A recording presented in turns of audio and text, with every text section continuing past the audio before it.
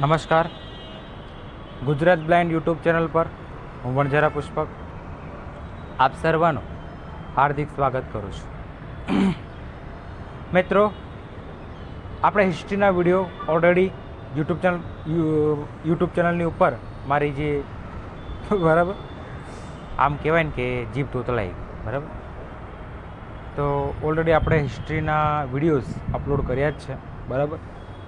અને હવે આજથી આપણે સોશિયોલોજી પણ શરૂ કરીએ છીએ બરાબર. સોશિયોલોજી બરાબર 11-12માં ભણ્યા હશો તો ક્લિયર હશે કે સોશિયોલોજી એટલે શું. હા, એટલો સરસ વિષય છે ને સાહેબ સોશિયોલોજી. અંદર સમાજનું ભણવાનું આવે ને જૂથોના પ્રકારો લક્ષણો, આ એટલા સરસ ટૉપિકો છે. જો તમે ઇન્ટરેસ્ટપૂર્વક રસપૂર્વક ભણશો ને તો તમારે સોશિયોલોજી જોવું ના પડે. હા સાહેબ, આ ચોક્કસ કહે તમારે સોશિયોલોજી જોવું ના પડે બરાબર. બહુ સરસ ચેપ્ટર છે બરાબર સોશિયોલોજીની અંદર બરાબર. પહેલા નંબરનું ચેપ્ટર આપણે નથી શરૂ કરતા, આપણે બીજા નંબરના ચેપ્ટરથી શરૂઆત કરીએ છીએ સોશિયોલોજીની. હો ભાઈ, તમે કહેતા હશો કેમ સર? એવું એટલા માટે કે પહેલા નંબરનું ચેપ્ટર એટલું બધું હાર્ડ નથી અને ચલવીશું એવું નહીં ભાઈ, નહીં ચલવું. પણ બીજા નંબરનું ચેપ્ટર બહુ મજેદાર અને ઇન્ટરેસ્ટિંગ છે. બીજા નંબરના ચેપ્ટરની અંદર ઘણું એવું છે કે જે આપણે અગાઉ એટલે કે ધોરણ 12 અને 11ની અંદર ભણીને આવ્યા હશે બરાબર. તમે વિચાર કરો કે ધોરણ 11-12ની અંદર ભણીને આવ્યા છે તો તમારી માટે તો ચેપ્ટર 2 કેટલું સહેલું છે. અને હંમેશા સહેલી વસ્તુ પહેલાં લેવાય. અઘરી પછી આપણે અઘરી સમજાઈશું, એનું કોઈ એ નથી બરાબર. ચેપ્ટર 1-3 આપણે પછી ચલાવીશું. ચેપ્ટર 2થી આજે આપણે સમાજશાસ્ત્રની શરૂઆત કરીએ છીએ બરાબર. ચેપ્ટર 2 બરાબર. તમારી ચોપડીની અંદર ચેપ્ટર 2 હશે ભારતમાં સમાજશાસ્ત્ર બરાબર. અને અહીંયા ચેપ્ટર 2 છે સામાજિક ખ્યાલ વિભાવના 1 બરાબર. સામાજિક વિભાવના 1 ક્લિયર એ કરું છું કે આ જે ચેપ્ટર છે એ માઇનરવાળા માટે છે, માઇનર સોશિયોલોજીનો છે આ વિડીયો. બીજું એ કે મેજર સોશિયોલોજી જેને હશે એને પેપર 2 આવશે આ બરાબર. હવે તમે એમ કહેતા હશો કે ભાઈ ચોપડીની અંદર ભારતમાં સમાજશાસ્ત્ર છે તો આ તમે કેમ જુદું બતાવો છો? તો તમે ભાઈ તમારી ઓડિયો બુક્સ ચેક કરી લેજો, એની અંદર આવું આપેલ છે બરાબર. હવે એ તો ભાઈ એમાં મારાથી તો કંઈ થઈ નહીં શકે બરાબર ને, કે આપણે નોર્મલ બુકમાં રીડિંગ કરીએ છીએ બટ નોર્મલ બુક આધારિત કઈ રીતે ચાલીએ આપણે બરાબર. કન્ફ્યુઝન છે. તો જે રીતે આપણી બુકમાં આપેલું છે એ રીતે ચાલશું તો આપણને વધારે ક્લિયર થશે. બાકી નોર્મલ બુક પ્રમાણે ચાલવા જશું થોડુંક કન્ફ્યુઝન થશે તમને બરાબર. અને બીજા વિષયમાં તો ના થાય જોકે, પણ સોશિયોલોજીની અંદર જ એવું છે. કેમ કે જે ચેપ્ટર 3 અને 4 આ ચેપ્ટર અહીંયા આપેલું છે ભારતમાં સમાજશાસ્ત્રના મૂળભૂત ખ્યાલો 1 એ 3જું ચેપ્ટર છે નોર્મલ બુકમાં. અને ચોથું ચેપ્ટર છે સમાજશાસ્ત્રના મૂળભૂત ખ્યાલો 2 એ 4થું ચેપ્ટર છે. પણ અહીંયા કેવું છે ખબર છે? સમાજશાસ્ત્રના મૂળભૂત ખ્યાલો 1 અહીંયા 2જું ચેપ્ટર છે અને સમાજશાસ્ત્રના મૂળભૂત ખ્યાલો 2 અહીંયા 3જું ચેપ્ટર છે. એટલે આવું છે. હા, તમે આ 2 તો થઈ ગયા એટલે તમે વિચારો કે ભારતમાં સમાજશાસ્ત્ર એ 4થું ચેપ્ટર હશે એવું. હવે તમે ના માનો પણ એ 4થું ચેપ્ટર અલગ છે. 1 થી 3 ચેપ્ટર નોર્મલ બુક પ્રમાણે બરાબર છે બટ 4થું ચેપ્ટર અલગ છે. ભારતમાં સમાજશાસ્ત્ર તો છે જ નહીં નોર્મલ બુકમાં બરાબર. આપણી બુકમાં આવી રીતનું અલગ છે બરાબર. 4થું ચેપ્ટર એમને સમાજશાસ્ત્ર મૂળભૂત ખ્યાલો 2 છે નોર્મલ બુકની અંદર, 3જું ચેપ્ટર 1 છે. પણ આપણે બીજું ચેપ્ટર મૂળભૂત સમાજશાસ્ત્રીય ખ્યાલો 1 છે અને 3જું ચેપ્ટર મૂળભૂત સમાજશાસ્ત્રીય ખ્યાલો 2 છે. અને નોર્મલ બુક અને બ્રેલ બુકમાં અંતર પડી જાય છે આની લીધે બરાબર. કદાચ એ લોકોએ નવેસરથી અભ્યાસક્રમ ડિઝાઇન કર્યો તો થોડોક ફેરફાર કર્યો હશે, બરાબર. ભારતમાં સમાજશાસ્ત્ર એ આપણી બુકમાં ચોથું છે અને એમની બુકમાં બીજું છે, બરાબર. એટલે આવી વાત છે. પણ કંઈ નહીં, તો બી જેવું હોય તેવું આપણે તો ક્લિયર જ કરવાનું છે. એ ભાઈ ચોથું હોય કે બીજું હોય, આપણને બસ પરીક્ષામાં આવડવું જોઈએ, એ આપણું મુખ્ય ધ્યેય હોવું જોઈએ, બરાબર. ચાલો, તો વધારે સમય ન લેતા આપણે ચેપ્ટરની શરૂઆત કરીએ, બરાબર. ઓકે, પહેલો ટોપિક છે એનો માનવ સમાજ, બરાબર. પ્રસ્તાવના આપણે નથી જોતા, બરાબર. પ્રસ્તાવના આપણે જોઈશું. પ્રસ્તાવના એટલા માટે નથી જોઈતા કેમ કે પ્રસ્તાવનામાં એ જ બધું છે જે તમે પહેલાં ભણી ગયા છો, બરાબર.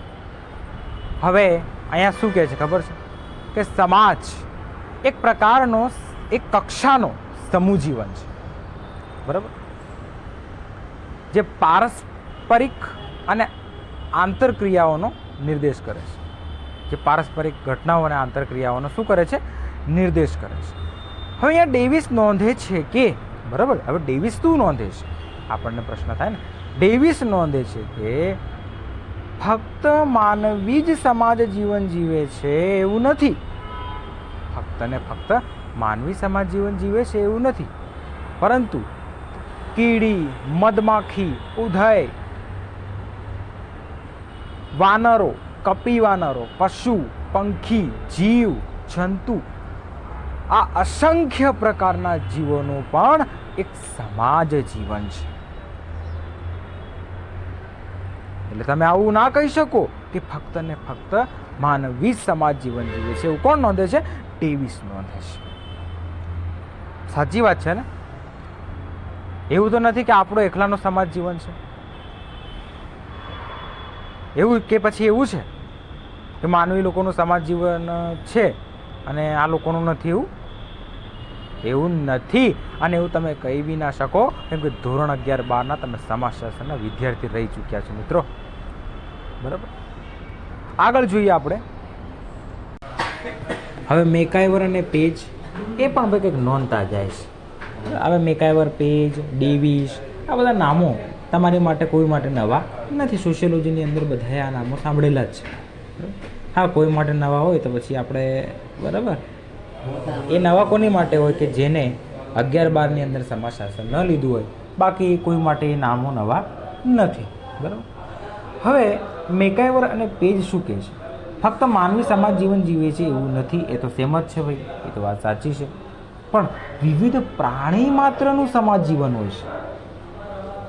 વિવિધ પ્રાણી માત્ર પણ શું જીવે છે? સમાજ જીવન જીવે છે.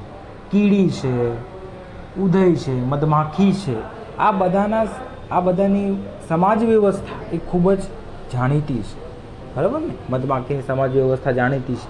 કીડી છે, ઉધઈ તો જો કે મેં એટલું બધું જોયું નથી, તમે જોયું હોય તો કહેજો, બરાબર. કીડી, મધમાખી તો જોયું છે કે ભાઈ હા એમનો સમાજ હોય છે અને તમે જોતા હશો કે ટોળામાં જ રહે, બરાબર. તે એકલી કીડી નથી હોતી, એક કીડીને જોઈ બધી આવી જાય છે. સમાજ જીવન, આપણે સમાજ શાસ્ત્ર જે છે ને, જે ભણતું હોય ને અને જે મજા એમાં છે ને સોશિયોલોજીની અંદર, એ મજા તમને ક્યાંય ના મળે છે. બહુ ઇન્ટરેસ્ટિંગ અને જબરદસ્ત વિષય છે. એમાં ભણનારને મજા આવે ને ભણાવનારને એટલી જ મજા આવે, સમજે? પણ રસ, કીધું ને કે રસ હોવું જોઈએ. રસ વખત કંઈ ના હોય. મનોવિજ્ઞાનની અંદર તમે ભણતા હશો કે એમાં એક લક્ષણ આવતો ખબર? ધ્યાનના લક્ષણો તમે મનોવિજ્ઞાનની અંદર ભણ્યા હશે, બરાબર. એમાં પહેલો જ લક્ષણ છે ધ્યાનનો, રસ કે અભિરુચિ, બરાબર. કોઈ બી વસ્તુની અંદર તમારો રસ હોય, અભિરુચિ હોય તો જ તમને એ વસ્તુ સારી લાગે. બાકી તમારા રસ કે અભિરુચિ વિરુદ્ધ તમને કોઈ પણ વસ્તુ ક્યારેય ના સારી લાગે. તમે લખીને રાખજો. ચાલો ચેપ્ટરમાં આગળ વધીએ. હવે સર્વ ઉચ્ચ કક્ષાના જે પ્રાણીઓ હોય છે, બરાબર, એ બધાનું એક સમાજ જીવન હોય છે, બરાબર. જેટલા બી ઉચ્ચ કક્ષાના પ્રાણી તમે જુઓ તે બધાનું શું હોય છે? એક સમાજ જીવન હોય છે, એક સામાજિક વ્યવસ્થા હોય છે. માનવી એક સામાજિક સાંસ્કૃતિક પ્રાણીની સાથે સાથે એક જૈવિક પ્રાણી પણ છે, બરાબર.